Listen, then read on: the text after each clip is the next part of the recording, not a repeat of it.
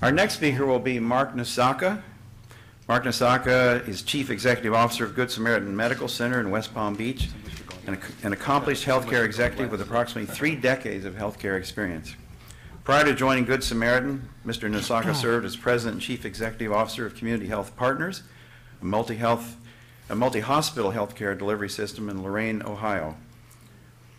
He holds a Juris Doctorate degree from Tulane Law School and a bachelor's degree in liberal studies from Loyola University of the South and an RN diploma from Charity Hospital School of Nursing. So he's both a lawyer and a nurse.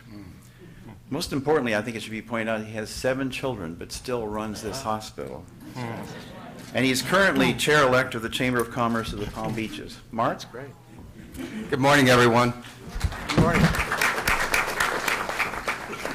And thank you to both Mike Stein and Dr. Dennis for having me allowing me to be part of this panel.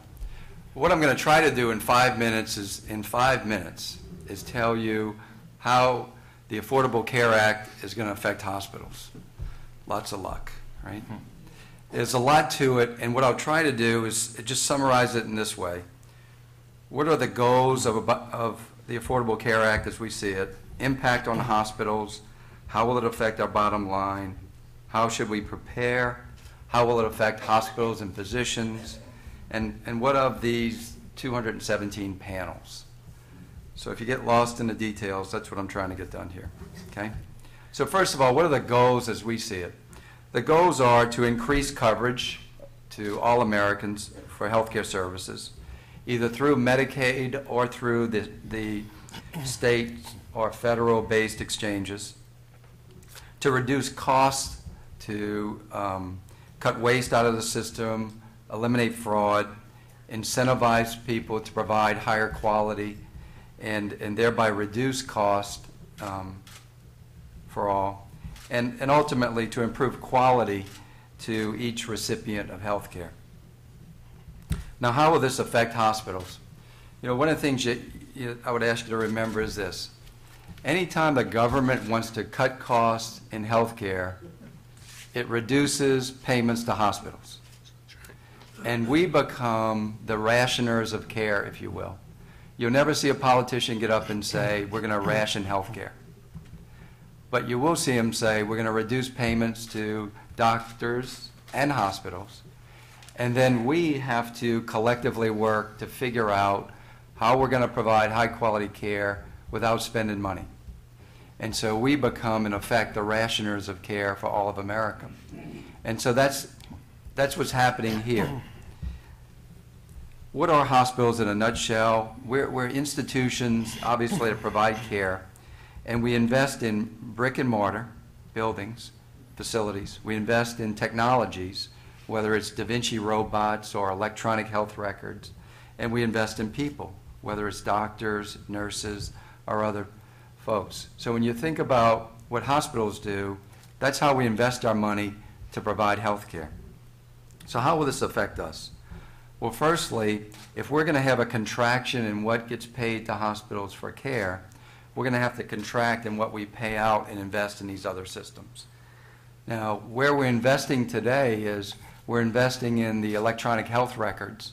We're investing millions in data systems that will allow us to keep track of patients, to keep track of conditions, to monitor care more fully. So over the last 10 years, you've seen hospitals that have had sort of a building boom, building new facilities. Now what you see is hospitals slowing that down and engaging in things you can't see, which is the digital hospitals, electronic health records, et cetera. We're doing that today, and so even before we get into the period of Obamacare, we're spending money to get ready. So this thing is already costing us money that doesn't equate to new care today. It's preparation for next year and beyond.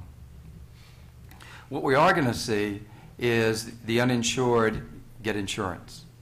And so for that percentage of care that the doctors and the hospital provide for free, because by law, if somebody comes to the hospital and they have a life-threatening condition, we have to take care of them for for free. Now, I think we all would agree that that's a good thing, right? Anybody who's got a life-threatening condition, shows up at a hospital, you're going to get care. The problem is the hospital has to find a way to pay for it, and the doctor has to give up his or her time to take care of that patient, whether they get paid or not. So basically, we become the free part of the system. So in that light, we're not going to be the free part anymore. All of those people will get insurance, and we'll get some payment for that. Now, I'd say to you, it's probably going to go the way of the airline industry. If you will remember, we used to get on planes, and we got a meal on a tray, and we got wings for the kids, we got a deck of cards, right? We got lots of things. People dressed up in neckties and jackets because they were going on a plane. Now they wear pajamas, and you got to pay $3.50 for a Coke. So, you know, healthcare is probably going to go that way over time, unfortunately, and this is going to accelerate the two-tiered system, but let's not jump 10 years from now. Let's just deal with now first. And that is that the uninsured will get insurance. And if I had to say the best thing for every American is this: there's going to be greater focus on quality, measuring quality, which is why we need these electronic systems. Every aspect of your care, we're measuring it today, whether you know it or not. How long it takes you to get a certain service, how did you respond to that service, what's your outcome when you go to get discharged. We're measuring that today, but the government is going to start paying us based on how well you are at the time you get discharged from the hospital. The other thing the government's going to do, it's going to take back money if, and I say you collectively, let's just say us, if one of us goes back to the hospital within 30 days, whether it's to Good Samaritan or it's to any other hospital, if that person's been in the hospital within 30 days and they get admitted for a different condition, the government's going to take back the money they paid from the first hospital, whether it's our fault or not.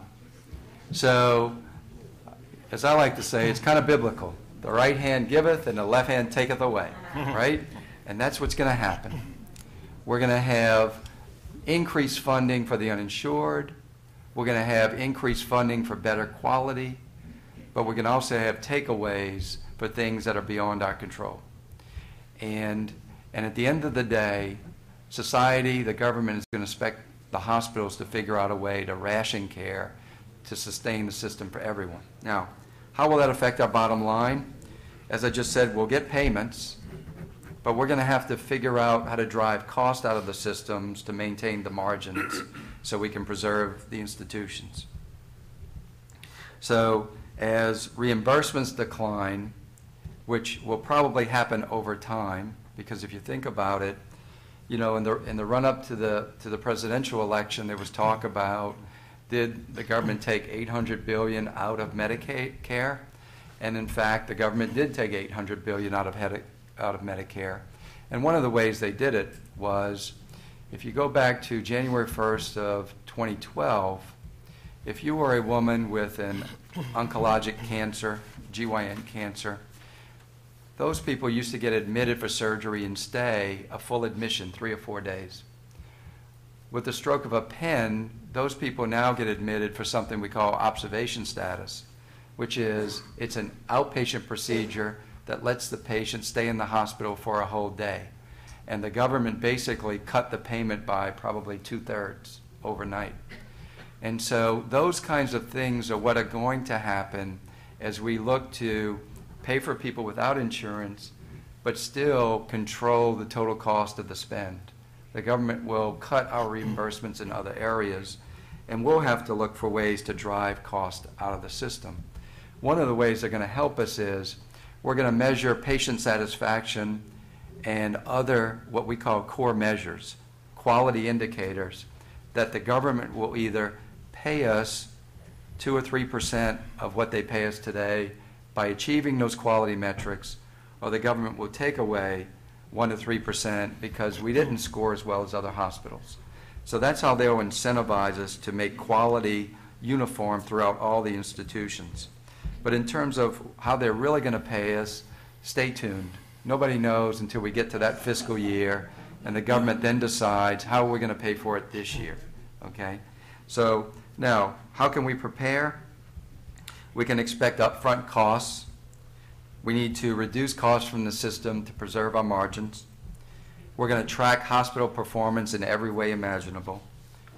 We're going to network beyond the four walls, such as if you take an institution like, say, Morris Life out on the west side of town that has a full spectrum of post-hospital care for seniors, and there's other fine senior facilities in this community, some right here on Palm Beach Island, like the Carlisle and others that we network with. We're gonna work with them to devise ways to ensure that the post-hospital care matches the doctor's orders. So that way, you don't have people not taking their medicines and they have to get readmitted in 20 days. So there'll be more networking like that. We'll focus more on keeping patients satisfied, and then we'll partner with other providers or insurance companies to try to absorb some of this risk that's going to happen. How will it affect hospitals and physicians? Every 10 years, the government's role in healthcare either drives doctors and hospitals together or it drives us apart. And so for the past 10 years ago, you had less employment of physicians. 10 years before that, you had more. We're entering that phase where you're going to see more employment of physicians, where doctors are looking for safety nets from all of the changes they're going to experience, and we need to have partners in the delivery model. So we're going to employ more doctors to make sure that we have doctors on our team as we try to make all of these changes into how we deliver care. They're experimenting today with bundled payments, where they take and they pay us one fee, and now we, the hospitals, have to sit down with the doctors and negotiate with them how much they'll get paid, negotiate with the device manufacturer how they'll get paid, and we basically become the rationer of what do we do with this limited amount of dollars. And oh, by the way, when they bundle the payment, they're not paying us more, they're paying us less. So, and then the other entity that's coming into the market are what we call ACOs, Accountable Care Organizations.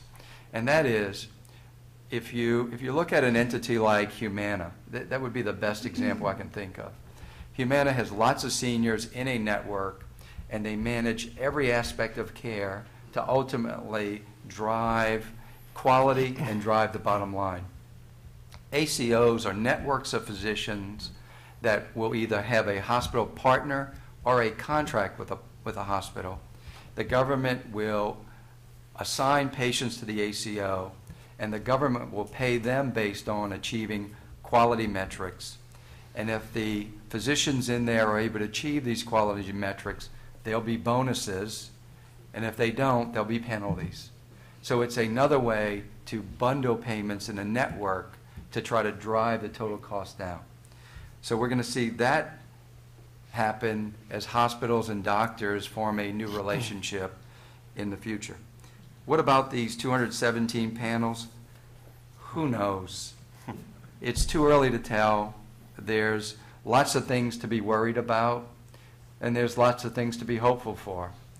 But the fact is, in passing the bill, they said the law, they said create the panels, but they didn't really define the panels, and the panels weren't created just because the law was created. So what we're going to see is as the government creates these panels will do what all committees do. They do something, and that something affects you and me. And so as it happens, we're going to get greater regulations put upon us. We're going to take more nurses from the bedside and have them reporting data to government agencies. We're going to have to invent pathways for care so that way people get a uniform standard of care. Now, the good side of it is we're already doing that. And it's evidence, it's been research studies that have told us if you have chest pains, when you come to the emergency room, we give you aspirin right away, right? There's things like that that we're going to do for everyone that are going to ensure standard ways of providing care.